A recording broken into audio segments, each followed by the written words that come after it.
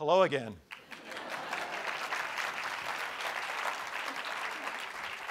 We want to put a panel together today to give you a kind of an advanced look, a preview of attractions to come.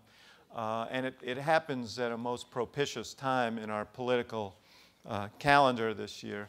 And we have a panel that is second to none, I think, in their insights and their contributions to this discussion.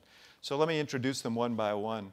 First of all, I'm so grateful to our moderator, George Stephanopoulos. I've known George for 20 years. I met him when he was an aide to Governor Bill Clinton, who was running for president.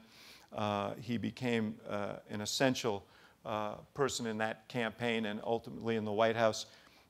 Became a best-selling author and made the transition to journalism and has become one of America's most respected journalists. His Sunday show was a must-see for people in Washington for years, and so much so that it's now been reprised, and he's back even as he anchors Good Morning America. So understanding what his schedule is, I'm particularly grateful that he's here today. Let me introduce George Stephanopoulos. Thank you. Great job.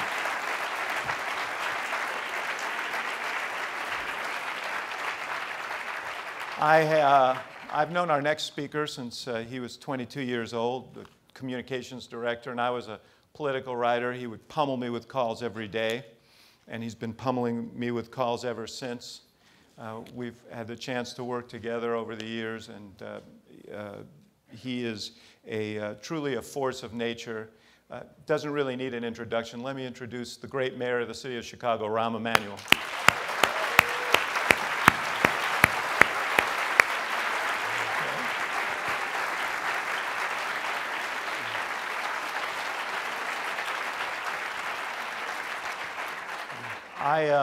I mentioned in my remarks that I grew up 100 yards from our next panelist.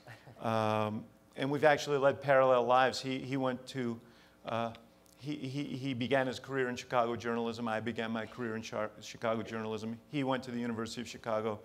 I went to the University of Chicago. The only difference is he apparently attended class. So let me introduce one of the great public thinkers in America today, David Brooks.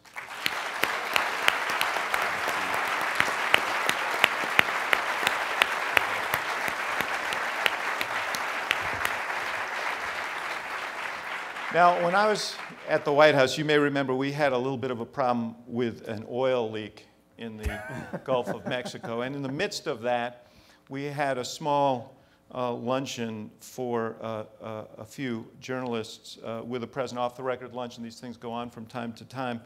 And our next panelist was there and was quizzing the president on how we were capturing the oil and whether we were doing it properly, and said, "I've read 2 books on this." And the president said, "Rachel, you've read 2 books on this?" But those who are aficionados of her television program and before that her radio program know that she drills down very deep on these issues. So let me introduce Rachel Maddow.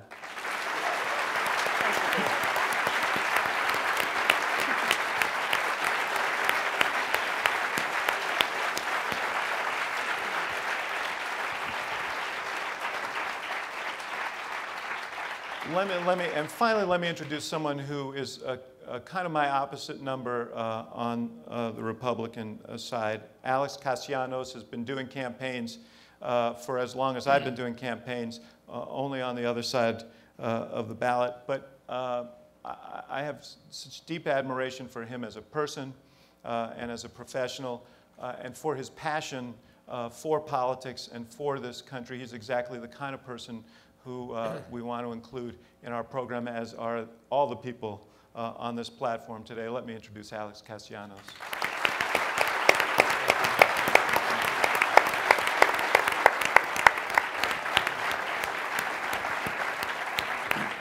Well, David, thank you for bringing us all here. Congratulations on your new upcoming position. I wish I had your booking skills for Sunday morning. I want all of you to come on Sunday. It would be a great roundtable. And what a day to be here. So one of the great things about politics, had we had this discussion last Thursday, would have started off probably in a completely different way. And I want to start with Alex Castellanos for that reason. Had we done this last Thursday, we'd be sitting here saying, okay, Mitt Romney's looking like he's heading to 3 in a row, winning the first 3 primaries and caucuses on the Republican side, unprecedented. You wake up this morning, it turns out he lost Iowa. Newt Gingrich is surging in South Carolina, and in Saturday night, we don't know what's going to happen, but instead of being 3 for 3, still a chance, he could end up being 1 for 3. What difference does that make, and can he be stopped? Pleasure to be here, David, and all. I'm glad there was an opening in my schedule, had an open schedule. And as a Republican, I want to point out that my marriage is not as open as... but...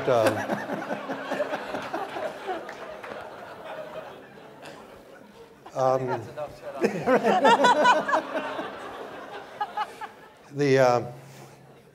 never seen a year like this one. I don't think any of us have.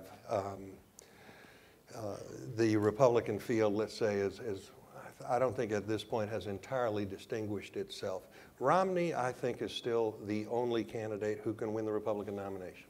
I don't think anything has changed. I think he may get crushed in South Carolina Saturday. He's run a very defensive campaign so far. He's run a campaign, I think, that, the 4 corners like Chapel Hill used to run. When you have a lead, you sit on it. But there really hasn't been much beyond jobs. Hey, I'm the jobs guy. I'm Mr. Fix-It. And I think that's going to be tested here. But nevertheless, Newt Gingrich has a ceiling. He is one of the least popular candidates I think Republicans could put forward. He is unacceptable to a huge amount of the party. Personal flaws, political flaws. So, and he's the only guy left on the field who could possibly compete with Romney. And every time Gingrich stands up, he hits his head on the ceiling. Sometimes, this is the old Newt we're seeing. Every time that he gets to the front of the pack, he blows himself up. So I think he'll collapse either before Saturday or after Saturday. And then the game should be Romney's. But David, why does somebody always pop up? I mean, it's sort of been the story of the last 7, 8 months. Yeah, first I would publicly congratulate David on this center. When I was here at the U of C, there were 2 things that were sort of lacking. One was any hint of sexual activity. But the second was a route out of Hyde Park. And so David is offering us that. 2 sex jokes. We haven't even gotten to Rob. I feel so good right now. Yeah. I'm actually late for something. Yeah. So the issue is Romney, and so he is. I think he's a much better candidate, but he's not like anybody you sort of know. Yeah. I tell the story. I followed him campaigning. This was 4 years ago when Alex was running the campaign, and he was up in New Hampshire, and he was campaigning with his 5 perfect sons: Bip, Chip, Rip, Skip, Lip, and Dip. And he goes into the table. He goes into the diner, and he introduces himself to each family at the diner and asks them what village in New Hampshire they're from, and then he describes the home he owns in their village. And then he goes around the room, and on the way out, he first names almost everybody he's met. And that's impressive as a studied political skill, but it's just not a natural political skill the way the guy you guys worked for, Bill Clinton, had it. And so there's like an invisible wind, a cold wind between him and voters. And so I think they're a little like, I don't know about that guy. Yet at the same time, Rachel, he's been the candidate, I think, pretty much all along. The White House has feared the most, expected to get the nomination the whole way, and consistently, even in the Republican primaries, the candidate who's seen most likely to be able to win in November. I sort of feel like he's the tallest midget, though. I mean, I think that what's happened with Romney, there isn't any difference between Romney 2008 and Romney 2012 as a candidate. He's tried to sound more conservative, I think, in 2008 than he does in 2012. He's more skilled than he was in 2008, don't you think? Is this a quiet enough room to discuss that in? I don't know. I mean, I think that his skills really look great because they're being measured against Newt Gingrich, right? And Rick Santorum, who, I mean, it is a tragedy for Rick Santorum that he is ungoogleable, but it matters that he is ungoogleable. I mean, he drags his history around like tin cans on the bumper. And you can't, if Rick Santorum were being invented today, maybe he could compete, but Rick Santorum comes from someplace. And so that's who Mitt Romney's up against, and I think that's why he looks good. But I mean, today on the stump in South Carolina, he got into an angry, red-faced screaming match with a voter on a rope line saying, "America is right and you are wrong. Thank you." Who are you thanking? You just screamed at this guy. The quiet rooms thing, that nobody can discuss income inequality unless it's away from the riffraff. The $300,000 isn't a lot of money. When a child asked him on the stump in New Hampshire why he wanted to run for president, he went into a long emotional riff about how it's been difficult to work out with his estate planning attorney which of his sons and grandchildren get which millions of his fortune. The child's like, so yes, it has seemed like he is going to win. That kid but was trying to figure out how to be adopted. That was exactly. If I changed my name to something unpronounceable, would that be okay? So I think that Mitt Romney is running to win, and I think it's likely that he will win, and I think it is largely by virtue of the fact that his competition really sucks. But far and away, the least offensive to the white, I mean, the candidate who would be most able to make this election about Barack Obama in November on the Republican side. First of all, I don't think, when you say who's the best candidate, in my own view, the best candidate's not on the field, in the sense of versus the president. I think they had a lot of good candidates, Chris Christie, Mitch Daniels, for the perfect contrast, number one. Number two, I don't think on South Carolina, to your question to earlier, the first kind of question about Mitt Romney, I would just say this, and that is that people forget, I mean, you will remember this, when Bill Clinton basically had the nomination wrapped up, he lost Connecticut. Absolutely. And lost it big. So I don't even read anymore in the newspaper or follow the ups and downs, because Mitt Romney's going to be the nominee. And every nominee is tested. Yeah. Basically, there's a buyer's remorse process. The problem for Mitt Romney is that's happened before he was even nominated. Mm-hmm. And that tells volumes, I think, of where the chemistry is between him and the voters. And he has a problem connecting to them.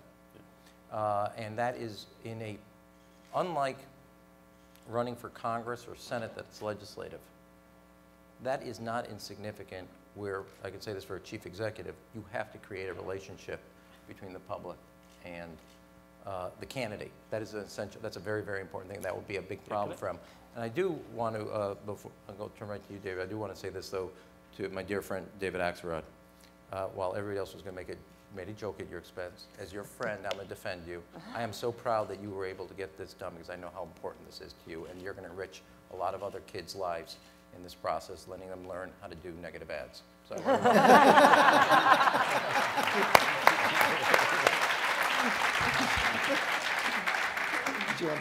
yeah, I just feel that we're a little down on Romney as a panel. I mean, the guy, I mean, the panel, the impression we've just given of Romney emphasizes the negative, which is there, obviously. But I think the reasons he's weak are the reasons he's going to be strong in the general. It's not bad weakness. It's against a Republican electorate that wants Braveheart, and he's the organization man. But he'll be the organization man for moderates and independents in the general. And I think he'll be reasonably strong. I go back and forth week to week about whether he's a slight favorite or a slight underdog. But he's going to be a relentless, pretty good campaigner. It's funny to watch him. I don't know how he was 4 years ago, but he spends as much time after the speech shaking hands with people. He seems to just work like a dog. Yeah. While everyone else is off on the bus, he's still out there working, sweating. I mean, he's not unimpressive as a candidate. No, I actually agree with you. I think that he's gotten much better than he was 4 years ago. And yes, he definitely makes mistakes on the stump, but has basically been through 16 debates with 2, maybe 3 mistakes overall. Didn't really get touched until the last debate on Monday night, and those served as something of a primary. But Alex, assuming he does get the nomination for the sake of argument, right now it's pretty clear he's going to have to figure out how to deal with this whole constellation of issues around his business background. Now, the Romney campaign will say that they're happy to be debating that rather than his record in Massachusetts, but it's still an open question whether his time at Bain Capital is going to end up being a net plus or a net minus. How would you deal with it if you were inside right now? Well, I think watching the campaign deal with it right now, one of the surprising things seems to be how difficult he finds to handle it. It's not so much the issue itself as I think Governor Romney has come across at times as someone who is slightly embarrassed about being successful in making money. Immediately starts off on the defensive. Look, if you can go out there as a Republican candidate and make the case that this is the money I made, money I earned, money I invested, money I paid taxes on. Now let's talk about your money. Money the current administration is spending, driving you in debt, taxes you and your kids are going to pay. Usually that people don't really care that much about other people's money, certainly not as much as their own. But there's a certain distance to Romney from connecting with people in their daily lives, and that is a challenge for him. But I agree with David. In the general, it may end up being a plus, because the election I think David wants and would love to have, as we all know, is a choice between a hot Republican and a very polarizing Democrat. The election you wouldn't want is a referendum on the incumbent. Romney's hard to love, he's hard to hate. There's a lot of styrofoam in him. He's like resistant to temperature changes. And he may make it, he does help put the spotlight on Obama in a general, I think. Go ahead, Rachel. I was just going to, one of the things that struck me just as a real open question about the Republican establishment vehement response telling people to shut up about Bain. I mean, almost literally telling Newt Gingrich to shut up about it, and Rick Perry as well. It was articulated as, we don't really want the country to be treated to criticism of capitalism. Leave that to the Democrats. We think that looks bad when people say it. But to me, it was a sort of an open question about whether or not they were trying to shut down those attacks because those attacks hurt. And if that is the case, if those attacks hurt Romney, are you protecting his glass jaw, which is then just going to be exposed in October? I mean, that is what Rick Perry has been saying all along. That's sort of been his defense, although nobody's cared much about what he's had to say recently. But he said, I'd rather have this lobbed at him now than lobbed at this in October. The feeling, I think, in South Carolina is that those attacks really haven't hurt Romney. What hurt Romney is everybody's still looking for the anti-Romney, and there was a big, Gingrich had a good alpha dog moment in a debate and seized control of the agenda for about 10 seconds. Here, the issue, though, is, look, everybody knows about his wealth. And it did not need to be a surprise that this was coming. The way they handled it has been the surprise, because they knew, I mean, this is about the most telegraphed pass that's coming across, which is, we are going to talk about your money and how you made it. And the fact that he has been, as I always say, sometimes like, Watergate was a crime in search of a cover-up. And, I had my own view about Whitewater, which is a cover-up in search of a crime.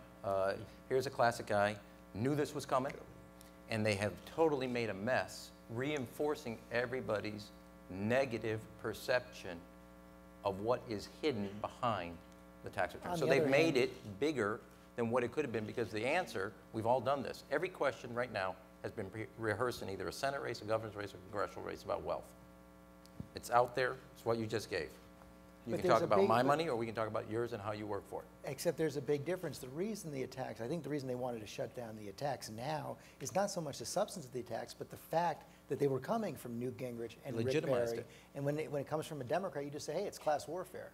But if it's out of Newt Gingrich and Rick Perry, then it changes the entire character of the argument. But it came from John McCain in 2008, too. I mean, we've all seen the tape of John McCain talking about how he took over businesses, shut them down, and laid people off. And I understand it was that kind of work. I mean, John McCain used it, too. John McCain beat Mitt Romney in 2008.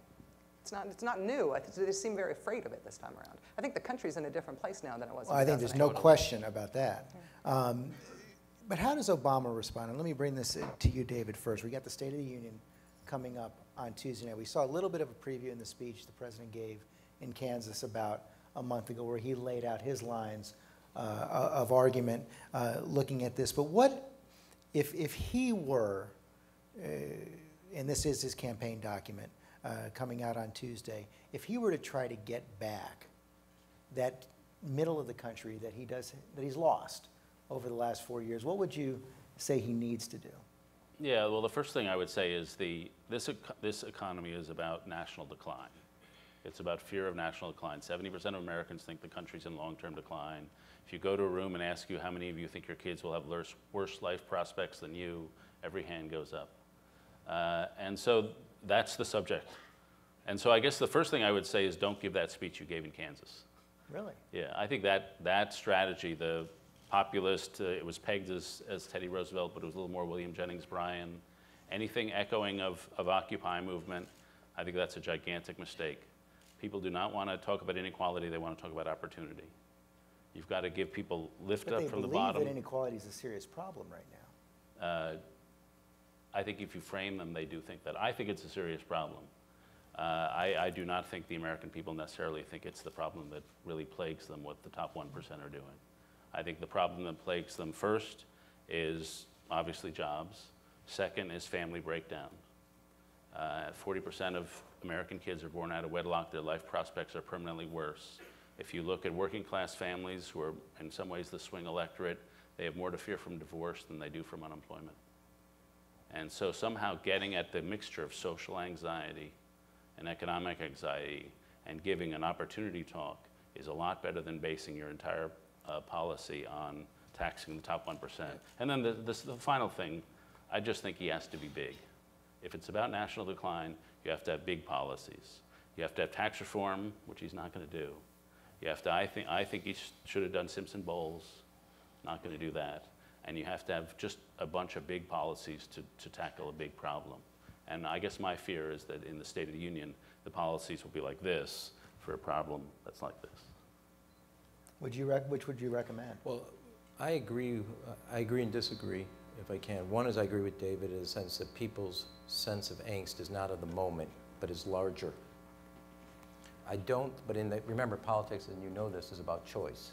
Mr. Fix-It to a moment of big questions is not exactly a resounding call. And I also do think this election is, in many ways, for the president.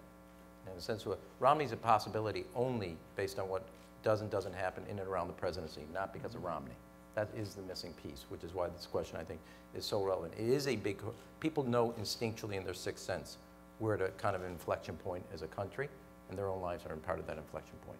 And I do think then the latter part of what David said, being big, which is why I think the campaign lends itself. The president's more inspirational. He can give a vision which Mitt cannot do. Mitt is in there, I'm going to come in here, I'm going to do this, I'm going to do that, we're going to move this piece over here, and it doesn't address what people want, need, and think that the country needs, not just themselves, but their country.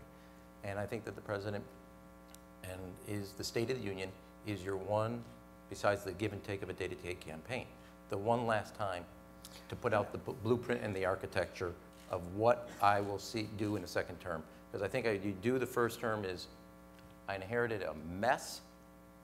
I did what it could to stabilize it, and here's what we're going to do. And just kind of put the first term back and make it all about the future, because elections are about tomorrow, they're not about the past. If you are going forward, looking through the rearview mirror, they'll catch you on that and you'll have an accident. So stop trying to prove you were right in the first 3 years. We've all, a number of us have worked for candidates. They want credit for what they've done. Don't do it. Get everybody's eyes focused on the future and who can lay that out and do it. Otherwise, it goes to, I think, a debate that slightly tilts the other way. If he does that, which I do believe people have a angst about this moment in a sense as a precursor of the future, if he's big and goes to his strengths as an inspirational leader, he plays to what I think are his more dominant strengths. Rich, I wonder if you could respond to David. He doesn't want to see Kansas again. But I take it that would probably excite you, right? Well, I mean, I don't know that I get excited. I don't know that I get excited about speeches. And I think that's actually why I disagree a little bit with Rom about if I were advising the White House on the State of the Union, what I would aim at. I actually sort of feel like we're a little bit inspirationed out at the moment. And I feel like there's a little bit of stylistic conservative backlash going on in the country, which is, you know what, I don't actually believe in anything. I don't actually believe in anybody who says that they can make things better. I realize a lot about what is wrong, but I don't have much hope for big visions for making things better. And I sense that among my friends on the left, and I sense that in the electorate broadly. And I don't think that's necessarily cause for despair among those of us who are involved in and comment on politics because we like the inspirational side of it. But I do think that people need to have their faith restored a little bit that government can do something useful, that policy can do something useful. And so I think this is probably a time to talk about small, doable things that people can identify with that they haven't heard before. And so a pretty vision about what the future could be like that we can all agree on, but we don't know how we're going to get there, or we don't believe that we can get there, I sort of feel like we've done that I'm sort of ready to hear like a cash for clunkers speech. And the question is, what is doable? Because I mean, I think I agree with part of what you're saying. I'm thinking usually you'd think of the State of the Union as the president's big chance, as Rahm says, the one time he's got the pulpit. The degree of difficulty this time around seems to be so much higher because he is actually in that chamber that everybody hates, and that no one actually believes is going to come together in any way to get something done. But you know, he knew the job was dangerous when he took it. His job is to be the president and lead. Gosh, I find myself here, one advising Barack Obama and two agreeing with the mayor of Chicago. How can this possibly be? We won't tell anybody. If you want to get out of the city of Chicago, that's a good thing to do. All right. To what? Whatever the mayor says, I'm with. I'm going to draw you the next election, okay? Everybody see that, the bell curve? This is a country that always was ascendant. We always thought tomorrow was going to be better than today. And I think as David just said, now we feel we're slightly over the hump and staring down this perilous decline. It is a big time. It is a big election. It is about big things. You've got the candidate, you know, the Secretariat of Hope and Vision. This is the guy who does it better than anybody. He was elected on that. I think any campaign that isn't about that denudes him of his greatest gift. But more importantly, misses the huge prevailing dynamic, which I think people are hungry for. Lift my eyes over the horizon again. Tell me that this country is not headed, you know, over the precipice, but that there's a new global economic frontier out there. There is a threat from Mars. When there's a threat from Mars, it's not hard to unite the people of Earth. You should be able to get everybody on the same page saying, yes, we've got a new global frontier out there, a new economic frontier. We've got to compete out there. Everybody sign up. We're going to have to do this, and that's as good an excuse as you can have for bipartisanship and all kinds of things. Has he gone too far left in his campaign? Has he polarized enough? Have Republicans gone too far right and polarized so that that option is not available? That's a political calculation that I think the Obama campaign has to make. But I mean, it's Or not maybe only has made. if the Republicans have gone and represented 20% of the country, then you should represent 80% of the country. And what I see is him representing the opposite 20%. And so, you know, I think what he needs to do is understand what moment we're in. We're in a moment where entrepreneurship is in decline, China's got its mojo, Americans overwhelmingly feel we had something that we're sort of losing. They have a vague sense of that, they don't quite know what it is. And so, okay, and they have a complete distrust that government can get anything done. And so they want somebody to shake that up. So I think you run a campaign where you say, I'm going to take some from column A and some from column B, and I'm going to put it together. I like Republican ideas about tax reform. I like Democratic ideas about early childhood education, job training, infrastructure spending. And you say, I'm going to just jam all this stuff together. That's actually what Teddy Roosevelt would have done.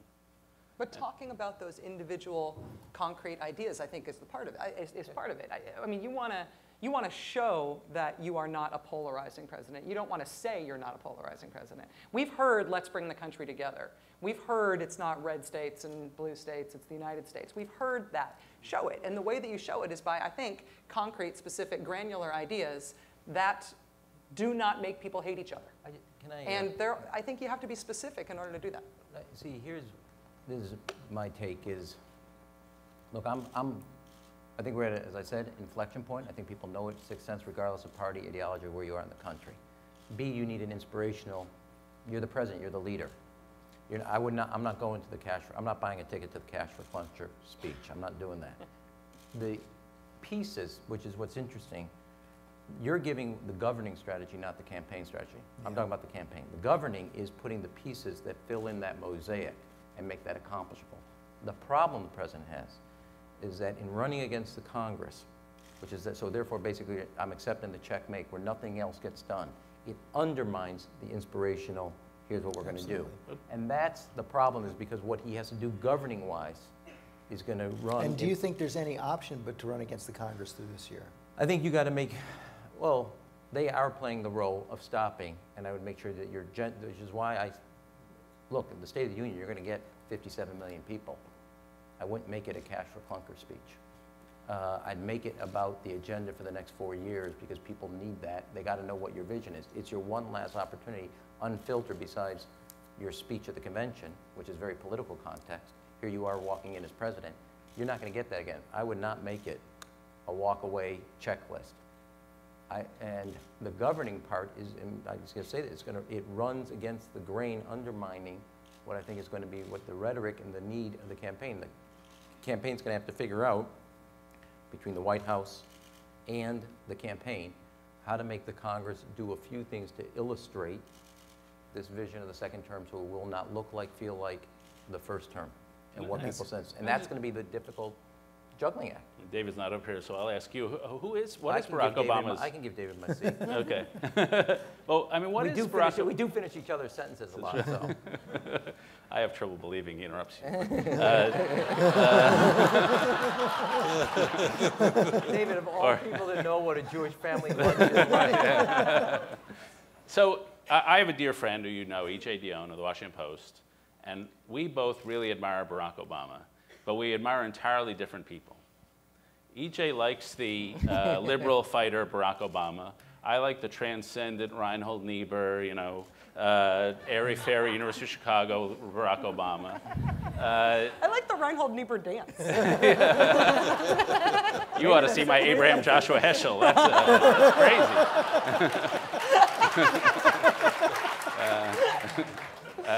And so, who is ballet dancer? I would right? say Exactly. Yeah. So who is? I mean, I've come to the conclusion that E.J.'s right. I was sort of snookered.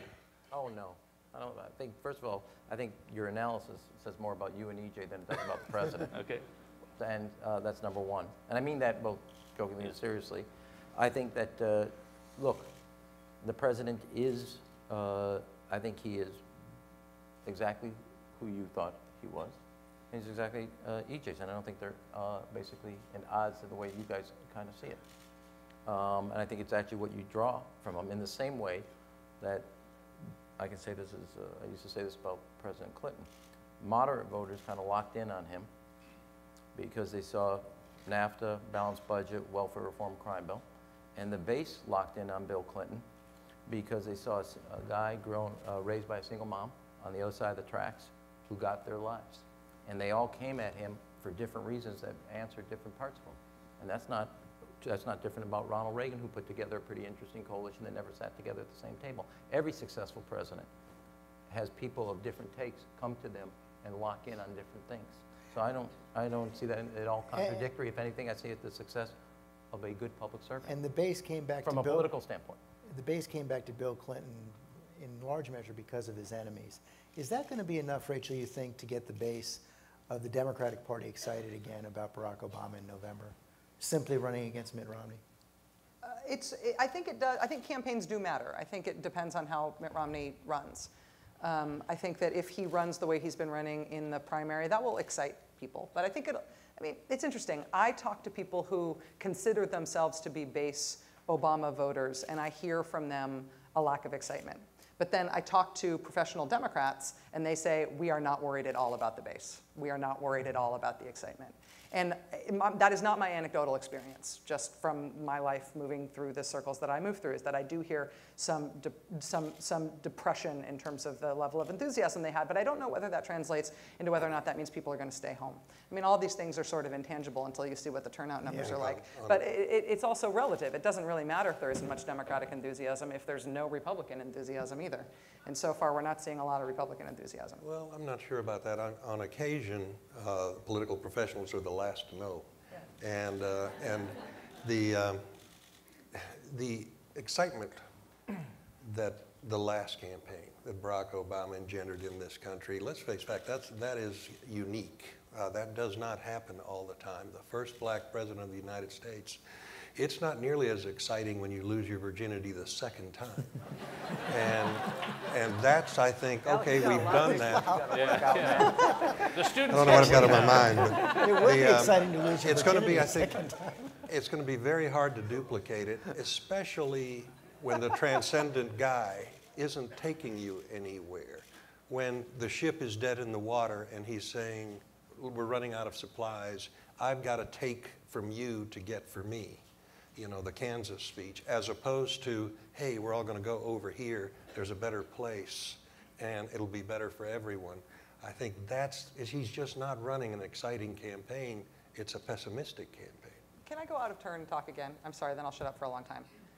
I think that one thing that we're not appreciating is how little a role politics plays in most people's lives. And politics isn't something that most people do as a hobby. It's something that exists as sort of a civic obligation or maybe a little bit of entertainment alongside everything else going on in their lives.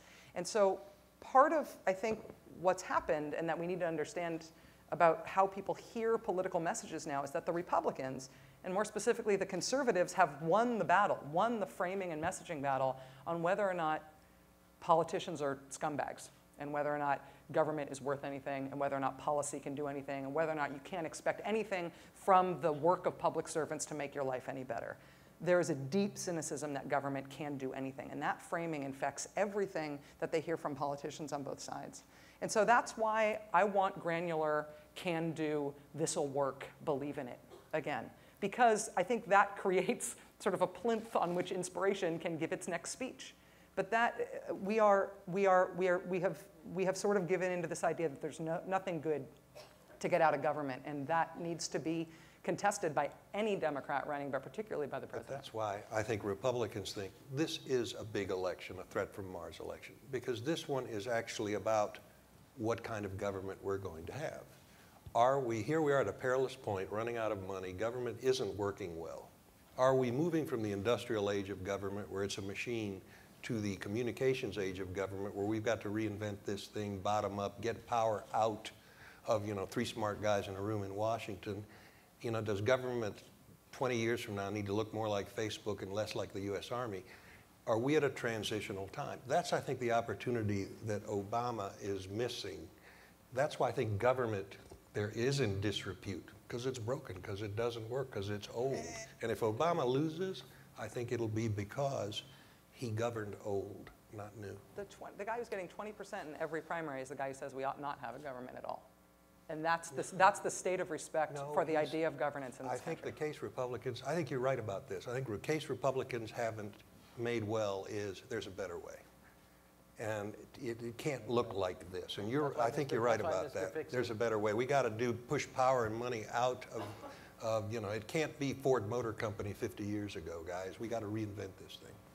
The problem we have is, and part of this has now gone into the governing. It used to be I think the world has changed and the conventional wisdom hasn't caught up on this, which is, it used to be divided government would produce stuff. The most productive part of government, if you take the last 10 years, is actually government by one party. First 4 years of George Bush, unbelievably productive. I don't agree with it, but getting things done, doing what they said they were going to do. Most productive time for President Obama, first 2 years. And the notion when people said, oh, divided government was what you needed, let's go from both parties, that's changed. And we are now in a dynamic, you want something to happen, actually the markets want something to happen, you need a party in power. And what happens is, the public reacts against it, as you've seen 06, 08, 2010. Parties overshoot the runway. The public recoils from what they've done. But the time in which you get action is not from divided government, which used to be the case, but from government made up of one party. And that's why when you think about what you can do, when you have divided government, you are hitting bunt singles really short. There's no question that has been true the last decade. Two presidents. But I wonder if we're actually heading into a new phase. If you look at the fact that you're hitting 3 deadlines next December and January, another debt limit, tax cuts expire, automatic spending cuts go into effect, and there's no choice. Whoever is in power, Republican, Democrat, President, Congress, is going to have to deal with all 3 at exactly the same time. And that's why I'm happy to be mayor. Exactly. But I wonder if it's set up next time around, David, that you almost will need divided government in order to make this work, because the decisions have to be made. Well, I do think in general, in an academic sense, the decisions have to be made by 2 from each party in the room, cutting a deal and then imposing it on everybody else. That's the only way the big spending and deficit decisions are going to be made, because no party is going to do it on their own. So I think in essence, you're right. The reason I'm pessimistic and the reason I think we're going to have a big fiscal crisis is we don't have parties capable of doing that. And so my potted history of American history the last half century is that we had an era of Democratic dominance, And then we had an era of Republican dominance. And then we had a tide era where we had in the 90s, where it was basically 50-50. And this political scientist, Sam Lubell, had this theory of the sun party and the moon party. There's always one party that's the sun, and the moon party just reflects its light. Now we have two minority parties, two moon parties. Each party represents 30%, and having that minority mindset gives them a very different psychology than a party that's a majority party or hoping to become a majority party. Internal cohesion is just much more important. The ability to compromise is much harder. The internal intellectual information flows are much more insular. And so all those things mitigate against the idea that you're going to have this sort of grand compromise that I think we reasonably came close to with Boehner and Obama. But it was precisely the fact that the Republican Party in general Which is was why a I'm moon struck party by, that- because you keep, and you mentioned it earlier on, you said you wish the president would have pushed Bowles-Simpson. But isn't that essentially what he did push when he was trying to get a deal with Boehner? No. No? I mean, I guess in the secret room, he did. And I spent a lot of time on the phone with people trying to understand what was being offered. But to me, if you say, okay, we've got two minority parties, I've got this other party that's representing 20 or 30% of the country, and I want to be 80%, that means I've got to be out there with a plan. I'm President of the United States. I'm publicly embracing them. I'm saying, I don't agree with everything here, but I'm going to travel around the country, and he was there when this decision was made, so he can rebut me. I'm going to travel around the country. We're going to hammer out something like this together as Americans. This is what I ran on. We all know this is a problem. We all know the growing debt is a moral shame on the country. And I'm out there dealing with it. And I think that's a 60% position. Let me say one thing to your question, which is, come December, to add a complication to the brew of spending, debt limit, tax cuts, is what if the voters actually, in the decision in November, give a mixed decision? Well, I think that's most likely. I think you bet that thing. I think we walk away right now. We can't decide the presidential, but I think you can, for sure, assume you're going to get a mixed decision, both in the House and Senate, which will be much narrower in the sense of parties. And I think that the presidential will be close, and I think it's going to make. Now, I happen to think the problem will get solved, because I think situations like that lend themselves in the moment for nothing like focusing the mind, because you're going to have to. And I think in a bizarre way, if Boehner is still the speaker, he's definitely losing seats, because in 2010 they bought too much real estate and the public's recoiling. He will be liberated in a way that he wasn't just 8 months ago. Totally liberated. And It's a somewhat, great image of Boehner liberated. well, not as great as Alex's point about losing your virginity twice, which I'm still trying to figure out how you do that. I'm trying to get my head around that. The first time was hard enough. That speaks volumes about you, David, at UMC. You went to the University of Chicago? I'm not elaborating. I just want to say, we're all here trying to help the university, okay? I don't know about the alumni. I want to ask each of you a quick, it's not quite yes or no, but I want to start with you, Alex. If you look at, and you have particular expertise, Hispanic vote for Mitt Romney, probably one of his biggest problems, assuming he gets the nomination, moving into the general election, hard for him to win unless he gets above 40% of the Hispanic vote, has run a primary campaign where it seems to have turned off a good portion of the Hispanic electorate. How does he fix that? You know, for a party that as a whole has a huge problem with Hispanics, we have Marco Rubio, Brian Sandoval, Susana Martinez. Gee, we seem to be doing well for a party that's doing so poorly. How do we fix it? I think a lot of it is tone. You know, Romney, hey, illegal immigration is a problem. We have laws for a reason. But this is a country with strong hands but big hearts. And right now, you know, in 20 years, we're not going to have an immigration problem in this country. We're going to need to be hanging help wanted signs on the border. And I think as soon as you start talking about what this country needs to produce to support Social Security, you know, the way you saw, I've never been able to deal with the immigration problem in a box in a campaign. When you get into the box and you say, hey, those people are taking your job, you can't litigate your way out of that. The only way to solve the immigration problem for Republicans is the way, frankly, George Bush did it, which is we're all going to go together over here. It's a better place. You knock the walls of the box down. And that's what I think Republicans need to do, is say, we're missing an Obama. We're missing that optimistic vision, hope. That's why immigrants come here. And Rachel, different question. Should the president fear or welcome a third-party challenge, and will he get one? A third-party challenge from the In right the general or election. from the left? That's my question. He's not going to get one from the left, I don't think. I think the left would eat alive anybody who challenged Obama. It would be somebody from the right or somebody from space, like Dr. Paul. And I think, I'm a person who has, when you talk about, metaphorically speaking, but when you talk about where Ron Paul's politics are in our existing polity, they are sort of from space. They are something that defies left-right easy characterization and therefore confounds all traditional political analysis right now. And I think it's absolutely not impossible that Ron Paul will run third party. And I don't know which side he will take the most votes from. It's not a Perot-style candidacy. Can I say one thing, though, Rachel? I agree with what you said, that the left will eat anybody and rip them from limb to limb if they challenge the president, which was why I say when you earlier said you think the left is disenchanted with the president, is not right. They'll rise to the battle cry come the convention, if not even before. And I don't think his problem is actually on the left. I think it's dealing with what you saw today on the front page of the New York Times, independent voters. But I think if you drill down there among battleground states, it's not the same as nationally.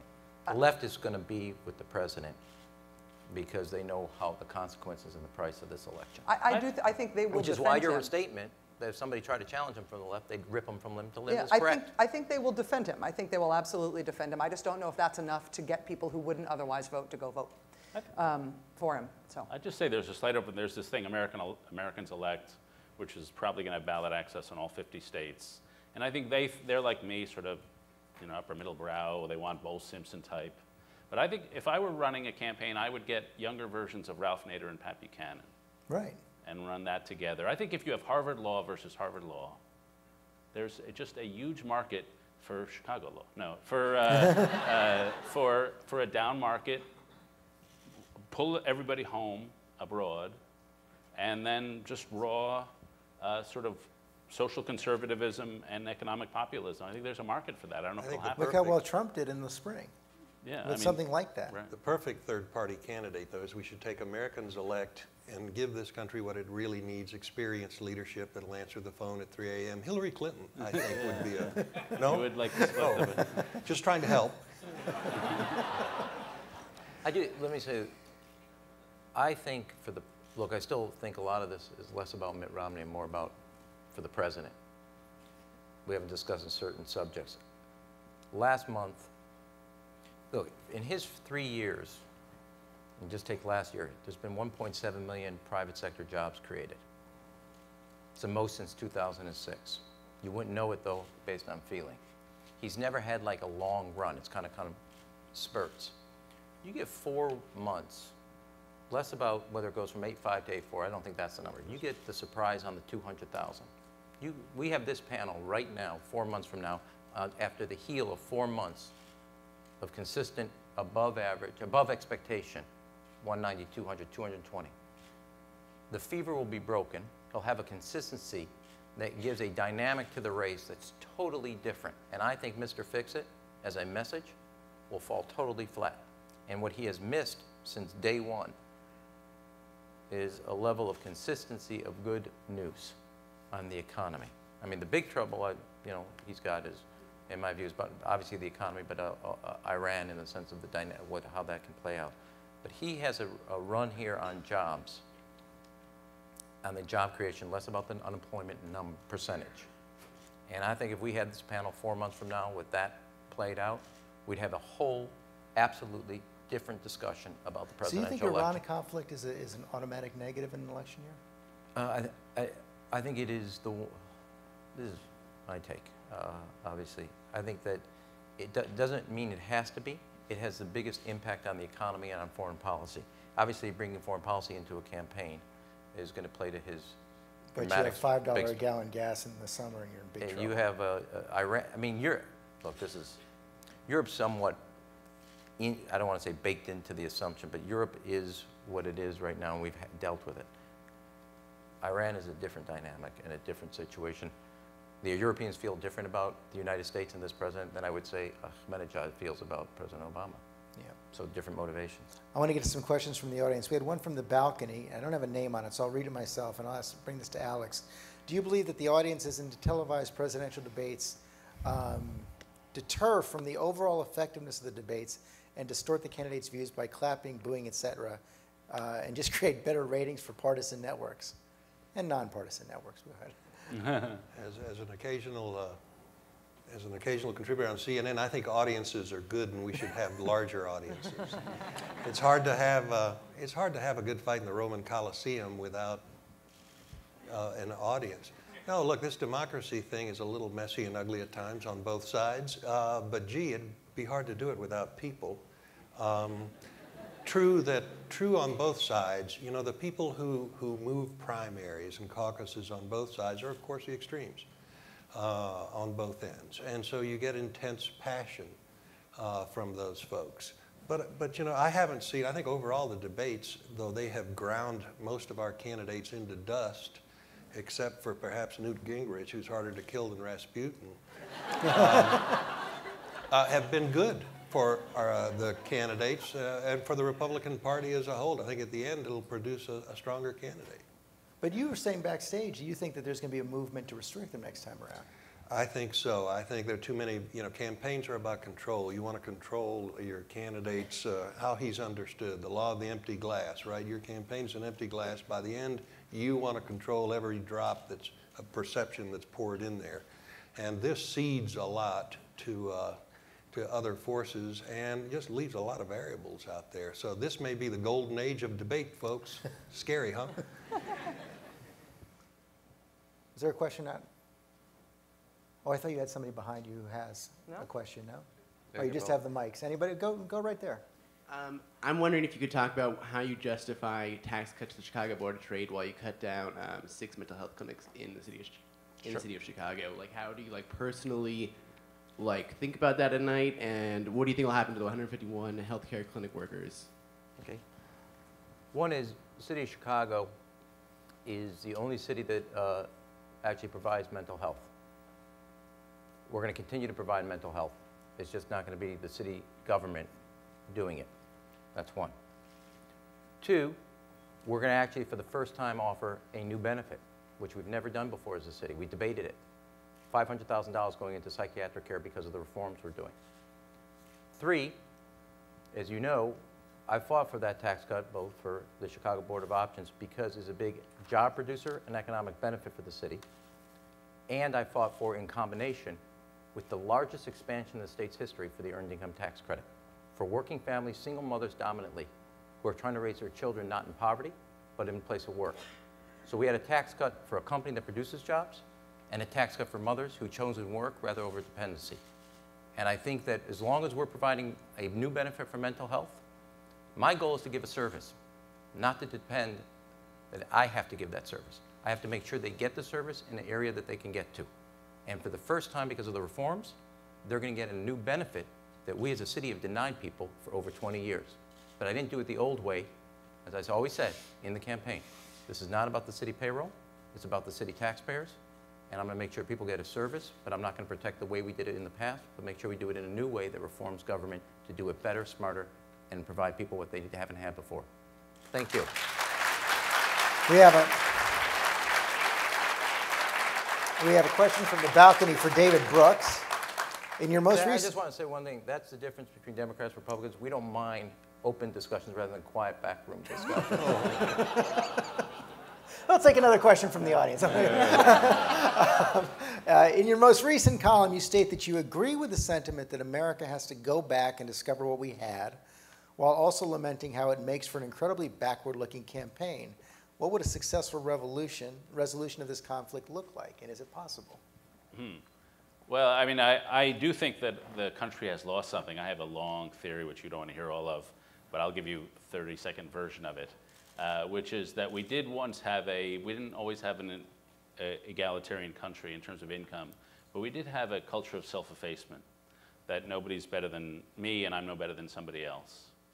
And the statistic I always cite about this is that in 1950, the Gallup organization asked high school seniors, are you a very important person? And in 1950, 12% of high school seniors thought they were a very important person. They asked that question again in 2005, and this time it wasn't 12% who thought they were a very important person, it was 80%. And so there's been a growth in self-esteem. We told several generations how special they were, and they believed us. And this, I think, has a lot of real-world consequences. One, if you think you're incredibly special, you spend a lot of money on yourself, as befits your station. And if you look at personal consumption, personal debt as a percent of GDP was 43% for about 70 years, and then it shot up to 133%. And if you look at polarization, if you have a sense of modesty about yourself, you realize you need the people who disagree with you because of your own flawed understanding of the world. Yeah. But if you think you have the truth by the short hairs, they're just in the way. And so it's no accident that Rush Limbaugh's two shticks are self-grandiosity and partisanship. And so I do think we have become a more inflated country. And I think that has all sorts of effects on deficits that we do have to recover some of that. And so that's my desire a bit to go back to a part of the past. Nonetheless, when you go to the campaign, and every rally in New Hampshire, Iowa, South Carolina is a bunch of middle-aged white people saying the country's going down the toilet, you do begin to wonder if this is people pining for a country that will never come back. And I do think that is the Republican Party's problem. If the Democratic Party is pinioned to government, something nobody trusts, the Republican Party is pinioned to declining parts of the population and declining institutions. Fascinating. Can I add one thing before the question comes? Yeah. One of the things I think is important for our party, in the last 20 years, people's most affirmative moment in believing in government as an affirmative force, was after we reformed welfare. And you cannot, as Rachel's right, you cannot have a progressive set of policies in politics if people have such a negative view of government, which is why our party can't be scared to make reforms of government. It emboldens people's sense of trust that we're willing to change and adapt and make corrections along the way. It's so true, but it's also a little bit of a chicken and egg problem. It's perilous. Welfare reform worked because the economy was also coming back. Right. And people felt less threatened. No, it worked because you had EITC, you had additional child care, you had health care provided when people worked, you had transportation assistance. It worked because of all the support that was given it to work and a growing economy. There's also a tragedy that Obama became president just as the bailouts became necessary. And all the hope. I think he would agree with you on that one. Really? I think I can end. I don't have anything else to say. I want to say that David's one of the wisest guys able to observe the obvious, and I want to thank you for that. Having a firm grasp of the obvious is important. That's how you get a New York Times column. There it is.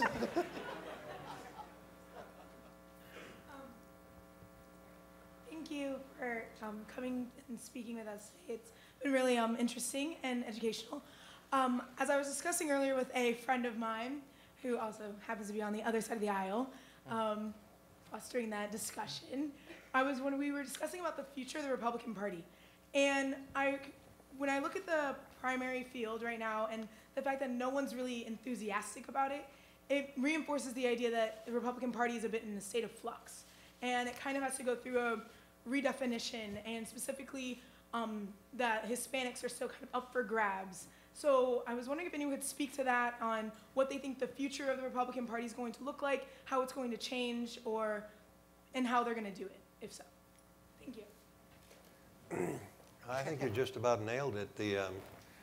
Nothing new grew under the shade of the big bush tree. And now that's moved from the scene, and our next crop isn't quite ripe yet. It may be in 4 years. But we're also in need, I think, of something that the Democrats already did. And that was, the smartest political guys I've seen, the Clinton folks, the New Democrat. They found a way to take democratic orthodoxy and move it across to the middle and say, hey, look, this is how it can work for you in the middle class. Somewhere out there, there's a guy who's not an old Republican, but a new Republican. Is that what John Huntsman was trying to do? No, that's what he could have done. But yes, it could be, what he could have been is, there's a Republican Party out there that attracts younger voters with socially libertarian policies, but fiscally conservative.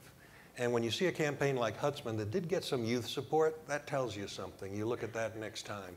So yes, at some point out there, we need to do the same thing, not abandon Republican principles, but hey, if you believe in freedom nationally, values locally, great, live them.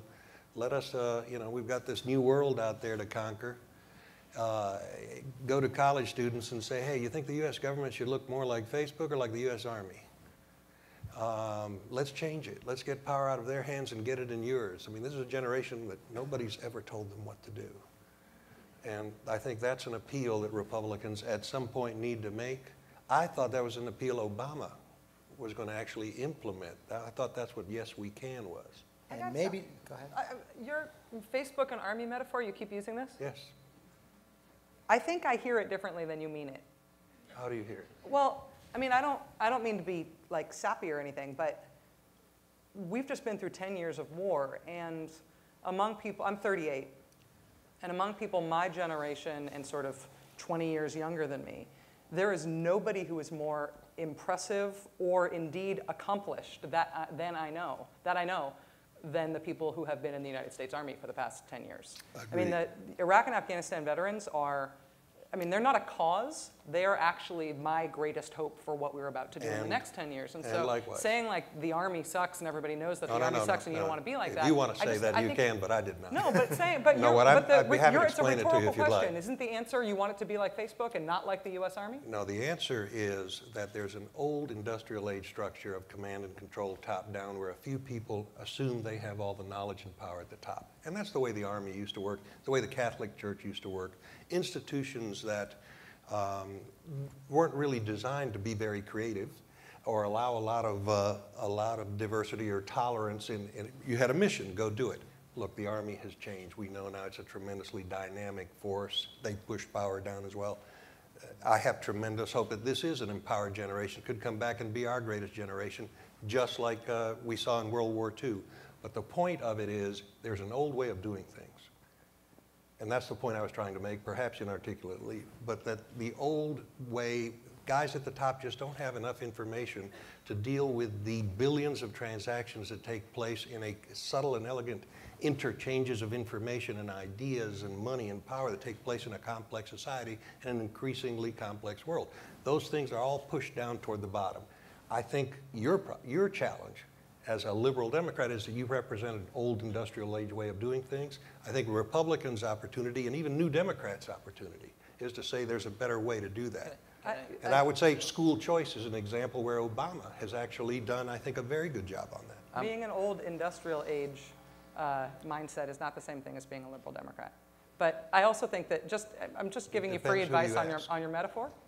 The Army thing comes across as a little creepy about the Army, but I think you're also missing a point on Facebook, which is that Facebook is neat and new and online, and so therefore it seems nimble. But Facebook is also gives a lot of people worries about large institutions, in this case large business institution, being unnecessarily intrusive into our private lives in a way that can feel big brothery. And there's a downside to the intrusive nature and the privacy concerns that come around Facebook that actually meld a little bit with the Rick Santorums of the world in your party. So I think that Facebook versus the Army, I'm with the Army. And so, I mean maybe that's why, maybe your metaphor works perfectly, because we should probably pick the opposite sides of that question. But I don't think it's a unifying, dichotomy. As the outsider on the Republican Party, to your question, I think the Republican Party's problem is they took Ronald Reagan's philosophy and now have made it an ideology. And until they figure out how to break out of that, well, Ronald Reagan, I mean, it's been said enough times that it is true. I mean, he had raised taxes as president and as governor. He had positions on both gay people and abortion that is totally different than, and practiced it different as governor. He could not be nominated by the Republican Party today. And then what I mean was he had a philosophical approach, but he wasn't rigid about it. The party today is rigid about his philosophy to a point that it's an ideology, and if you want, and I would agree with you about Bill Clinton, so there. That said, it is almost impossible because of where the party is today for it to have a new Republican in the way that Bill Clinton was a new Democrat at that moment.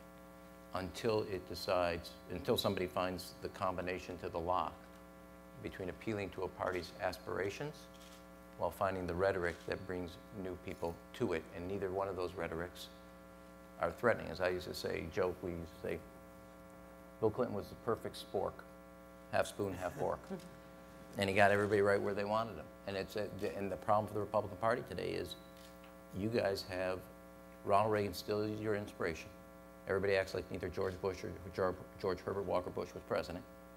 And you have taken his philosophical approach and his aspirationals and turned them into rigid ideology.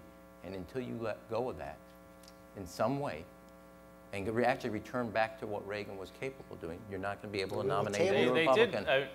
You will not. They did win 63 seats last race. I mean, the problem that Republicans are allegedly facing is not obvious. I think they would have reformed if you hadn't handed them those 63 seats. Well, David, we've left a lot on the table for the return of the Institute of Politics I next fall. I got a 1 hour on handing them the 63 seats. Having won back 30 myself, David, but that's okay. I was supposed to return, but it's been hard to sit there for an hour and not participate. But last campaign, I just want to say, for us. this was the panel of my dreams, and you can see why. I mean, these are such bright, committed, insightful people, and I hope that this gives everyone a sense of what the future can be here with this institute at the university. George, you did a great job. In retrospect, now having heard the conversation, I probably would have invited Dr. Laura Berman to moderate, but I can handle that. GMA, wide range. but thank you so very much, all of you.